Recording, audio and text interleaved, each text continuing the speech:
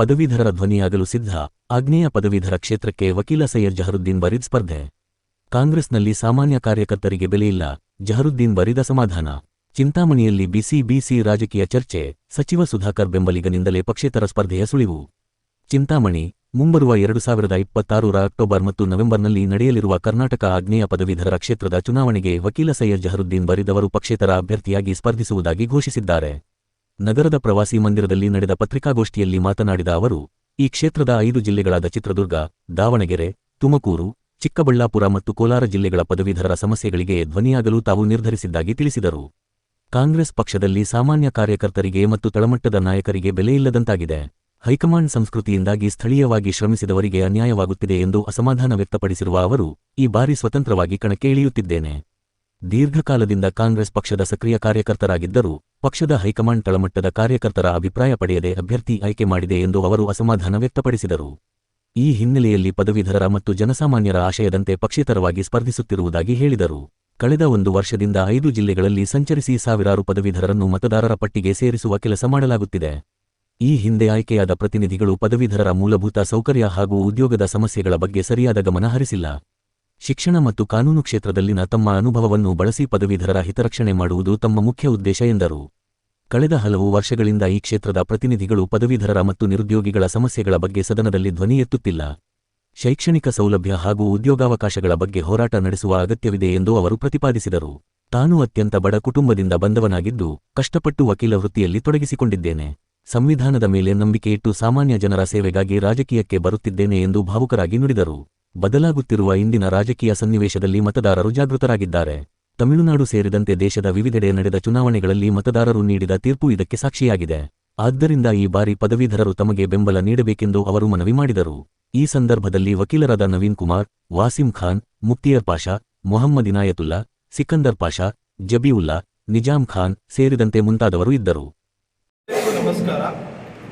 ಇಂದಿನ ಈ ಪತ್ರಿಕಾಗೋಷ್ಠಿಯನ್ನು ಕರೆಯುವ ಮೂಲ ಉದ್ದೇಶ 2026 ಅಕ್ಟೋಬರ್ ಮತ್ತು ನವೆಂಬರ್ನಲ್ಲಿ ನಡೆಯಲಿರುವ ಕರ್ನಾಟಕ ಆಗ್ನೇಯ ಪದವೀಧರರ ಮತಕ್ಷೇತ್ರದ ಏನು ಚುನಾವಣೆ ನಡೆಯಲಿದೆ, ಅದಕ್ಕೆ ನಾನು ಸ್ಪರ್ಧೆಯನ್ನು ಮಾಡಲು ನಿರ್ಧರಿಸುವ ಬಗ್ಗೆ ಈ ರಾಜ್ಯದ ಮತ್ತು ಏನು ನಮ್ಮ 5 ಜಿಲ್ಲೆಗಳ ಮತದಾರರು ಇದ್ದಾರೆ, ಪದವೀಧರರು, ಅವರಿಗೆ ನನ್ನ ಮಾತನ್ನು ಮುಟ್ಟಬೇಕು ಹಾಗೂ ನನ್ನ ಏನು ಉದ್ದೇಶ ಇದೆ ಅವರಿಗೆ ತಲುಪಬೇಕು ಅಂತ ನನ್ನ ಮುಖ್ಯವಾದ ಉದ್ದೇಶವಾಗಿದೆ. ನೋಡಿ, ಇದರಲ್ಲಿ ಈ ಚುನಾವಣೆಯಲ್ಲಿ ಸ್ಪರ್ಧೆ ಮಾಡಲು ನಾನು ಏಕೆ ನಿರ್ಧರಿಸಿದ್ದೇನೆ ಅನ್ನೋದು ನಿಮಗೆ ಸ್ಪಷ್ಟ ಮಾಡುತ್ತೇನೆ.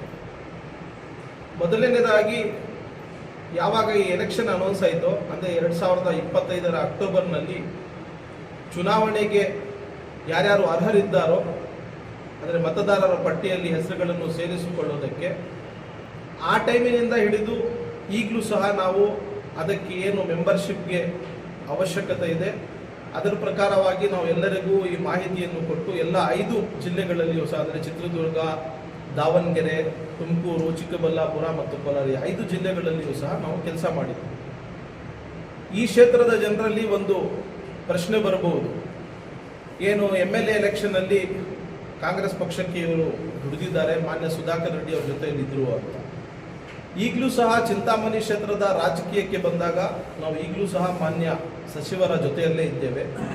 ಯಾಕೆ ಕಾಂಗ್ರೆಸ್ ಪಕ್ಷಕ್ಕೆ ನಾನು ವಿರೋಧ ಮಾಡ್ತಾ ಇದ್ದೀನಿ ಅಂದರೆ, ಒಬ್ಬ ಸಾಮಾನ್ಯ ಕಾರ್ಯಕರ್ತನಿಗೆ ಕಾಂಗ್ರೆಸ್ ಪಕ್ಷದಲ್ಲಿ ಎಲ್ಲಿಯೂ ಸಹ ತಳಮಟ್ಟದ ಏನು ಕಾರ್ಯಕರ್ತರಿದ್ದಾರೆ ಅವರಿಗೆ ಒಂದು ಕೇಳುವ ಪದ್ಧತಿನೇ ಇಲ್ಲ ಅಂತ ಕಾಣಿಸುತ್ತೆ. ಅಕ್ಟೋಬರ್ನಲ್ಲಿ ಮೆಂಬರ್ಶಿಪ್ ಯಾವಾಗ ಸ್ಟಾರ್ಟ್ ಆಯಿತೋ ಆವಾಗಲೂ ಸಹ ಯಾರೂ ಸಹ ಕರೆದು ನೀವು ಮೆಂಬರ್ಶಿಪ್ಪನ್ನು ಮಾಡಿಸಿ ಅಂತ ಯಾರೂ ಸಹ ಹೇಳಿಲ್ಲ. ಅಂದರೆ ನನಗೊಬ್ಬನಿಗೆ ಮಾತ್ರ ಅಲ್ಲ, ಸಾಮಾನ್ಯ ಕಾರ್ಯಕರ್ತನಿಗೆ ಆ ವಿಚಾರ ನಾನು ಹೇಳ್ತಾ ಇರೋದು.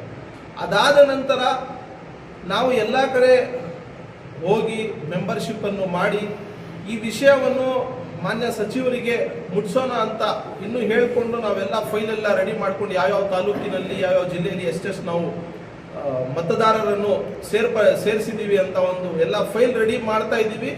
ಅದೇ ಸಮಯದಲ್ಲಿ ಕಾಂಗ್ರೆಸ್ ಹೈಕಮಾಂಡ್ ದಿಲ್ಲಿಯಿಂದ ಒಬ್ಬರಿಗೆ ನಾವು ಆಯ್ಕೆ ಮಾಡಿದ್ದೀವಿ ಅಂತ ಘೋಷಣೆ ಮಾಡ್ತಾರೆ.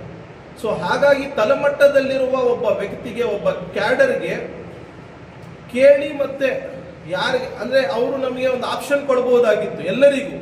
ಏನಂದರೆ ನೀವು ಒಂದು ಅರ್ಜಿ ಹಾಕಿ, ಯಾರ್ಯಾರು ಈ ಎಲೆಕ್ಷನಲ್ಲಿ ಕಂಟೆಸ್ಟ್ ಮಾಡೋಕ್ಕೆ ರೆಡಿ ಇದ್ದೀರೋ ನೀವು ಒಂದು ಅರ್ಜಿ ಹಾಕಿ ಅಂತ ಹೇಳ್ಬೋದಾಗಿತ್ತು. ಪಕ್ಷದಲ್ಲಿ ಸೀಟ್ ಕೊಡೋದು ಬಿಡೋದು ಪಕ್ಷಕ್ಕೆ ಬಿಟ್ಟಿದ್ದ ವಿಚಾರ. ಆದರೆ ಯಾರೂ ಸಹ ಆ ಪದ್ಧತಿನೇ ಅವರು ಫಾಲೋ ಮಾಡಿದ್ರು.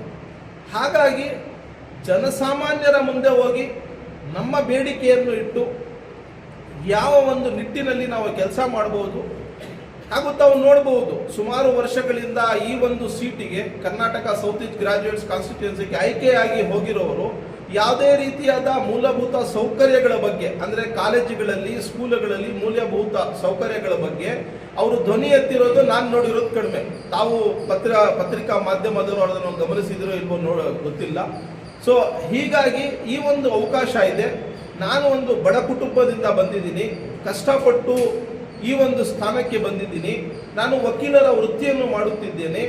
ಹಾಗಾಗಿ ಸಂವಿಧಾನದ ಮೇಲೆ ನಂಬಿಕೆ ಇಟ್ಟು, ಜನಸಾಮಾನ್ಯರ ಮೇಲೆ ನಂಬಿಕೆ ಇಟ್ಟು ಇವತ್ತು ನಾನು ಎಲೆಕ್ಷನಲ್ಲಿ ಕಂಟೆಸ್ಟ್ ಮಾಡಬೇಕು ಅಂತ ಈ ವಿಚಾರ ಜನರಿಗೆ ಮುಟ್ಲಿ ಅಂತ ಇವತ್ತು ನಾನು ಪತ್ರಿಕಾ ಮಾಧ್ಯಮದವರಿಗೆ ಕರೆದು ನಾನು ಪತ್ರಿಕಾಗೋಷ್ಠಿಯನ್ನು ನೀಡುತ್ತಿದ್ದೇನೆ. ಹಾಗೆ ತಾವು ರಾಜ್ಯ ಮತ್ತು ರಾಷ್ಟ್ರದ ರಾಜಕಾರಣವನ್ನು ಇವತ್ತೇನು ರಿಸಲ್ಟ್ಗಳು ಬಂದಿದೆ ಅದರಲ್ಲಿ ನೋಡಿದಾಗ ತಮಿಳುನಾಡಿನಲ್ಲಿ ಏನಾಗಿದೆ ತಾವು ನೋಡಿದ್ದೀರಾ. ಅದೇ ರೀತಿ ಬೇರೆ ಬೇರೆ ಕಡೆ ಎಲೆಕ್ಷನ್ಸ್ ಅಲ್ಲಿ ಯಾವ್ಯಾವ ರೀತಿಯಲ್ಲಿ ಜನ ಅವರು ಒಂದು ರಿಸಲ್ಟ್ ಅನ್ನ ಕೊಟ್ಟಿದ್ದಾರೆ ಅನ್ನೋದು ಎಲ್ಲರೂ ಗಮನಿಸಿದ್ದಾರೆ. ಹಾಗಾಗಿ ನನ್ನ ಒಂದು ನಂಬಿಕೆ ಜನಸಾಮಾನ್ಯರ ಮೇಲೆ ಇರೋದ್ರಿಂದ ನಾನು ಅವರ ಪರವಾಗಿ ಕೆಲಸ ಮಾಡುವ ಒಂದು ನಿಟ್ಟಿನಲ್ಲಿ ನನಗೆ ಒಂದು ಅವಕಾಶವನ್ನು ಕಲ್ಪಿಸಿಕೊಡಬೇಕು ಅಂತ ಕೇಳಿಕೊಳ್ಳುತ್ತಾ, ಜನರಲ್ಲಿ ನನಗೆ ಎಲ್ಲ ರೀತಿಯಾದ ಸಹಾಯವನ್ನು ನೀಡಬೇಕು ಅಂತ ಹೇಳುವ ಮೂಲಕ ನಾನು ನಿಮ್ಮಲ್ಲಿ ಕಳಕಳಿಯ ಮನವಿಯನ್ನು ಮಾಡುತ್ತಿದ್ದೇನೆ ಅಂತ ಹೇಳುತ್ತಿದ್ದೇನೆ.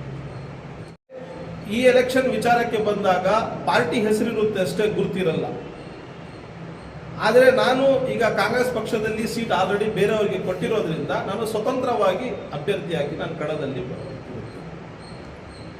ಅರ್ಜಿ ಸಲ್ಲಿಸೋಣ. ಫಸ್ಟ್ ನಾವು ಲೋಕಲ್ ಮಟ್ಟದಲ್ಲಿರೋದ್ರಿಂದ ನಾವು ನಮ್ಮ ಶಾಸಕರಿಗೆ ಹಾಗೂ ನಮ್ಮ ಮಾನ್ಯ ಸಚಿವರಿಗೆ ಈ ವಿಷಯವನ್ನು ಹೇಳುವ ಮುನ್ನವೇ ಇನ್ನೂ ಮೆಂಬರ್ಶಿಪ್ಗೆ ಜನವರಿ 31 ವರೆಗೂ ಡೇಟ್ ಕೊಟ್ಟಿದ್ರು. ಇನ್ನೂ ಆಲ್ರೆಡಿ ಮೆಂಬರ್ಶಿಪ್ ನಡೀತಾ ಇದೆ. ಆದರೆ ಮೊದಲನೇ ಹಂತದ ಸೇರ್ಪಡೆಗೆ ಜನವರಿ 31 ಲಾಸ್ಟ್ ಡೇಟ್ ಕೊಟ್ಟಿದ್ರು. ಅಂದರೆ ಎಲೆಕ್ಷನ್ ಪಟ್ಟಿ ಬಿಡುಗಡೆ ಮಾಡೋದಕ್ಕೆ ವೋಟರ್ ಲಿಸ್ಟ್ ಅದು ಬಿಡುಗಡೆ ಆಗಲಿ, ಎಲ್ಲ ನಾವು ವೋಟರ್ ಲಿಸ್ಟ್ ಎಲ್ಲ ಎತ್ಕೊಂಡು ಹೋಗಿ ಅವ್ರ ಮುಂದೆ ಇಡೋಣ ಅಂತ ನಾವು ಇನ್ನೂ ವಿಚಾರ ಮಾಡ್ಕೊಳ್ತಾನೆ ಇದ್ವಿ. ಅದೇ ಆ ಟೈಮಲ್ಲೇ ಎಲೆಕ್ಷನ್ಗೆ ಬೇರೆ ಕ್ಯಾಂಡಿಡೇಟ್ನ ಅನೌನ್ಸ್ ಮಾಡಿಬಿಟ್ಟಿದ್ದಾರೆ.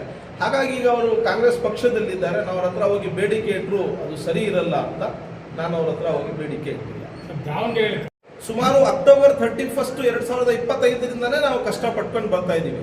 ದಾವಣಗೆರೆಯಲ್ಲಿ ಮತ ಕೊಡಬೇಡಿ ಅಂತ ಹೇಳೋದಕ್ಕೂ ಇದೇ ಕಾರಣ.